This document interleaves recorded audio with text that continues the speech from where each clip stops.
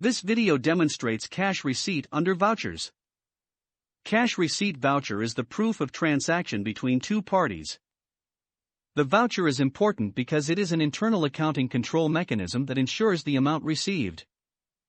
To add a new cash receipt voucher, click on Add New Voucher. Select where the cash will be recorded to, whether cash drawer or any other account which has cash as its account type. Select the account from which the cash is received. When a party is selected, the current balance is displayed. Add relevant details. Amount you have received. Click Add. Enter optional remarks if any. Click Save. Click on Print to print the invoice. Click on New to add a new voucher. Click on Previous and Next to view other cash receipt voucher. Once the entry is made, it is recorded in the relevant ledgers.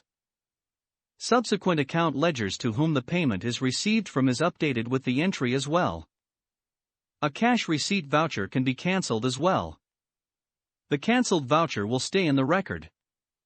However, it will not affect the subsequent ledgers the entry is recorded against. That's all for this video. Thank you for watching.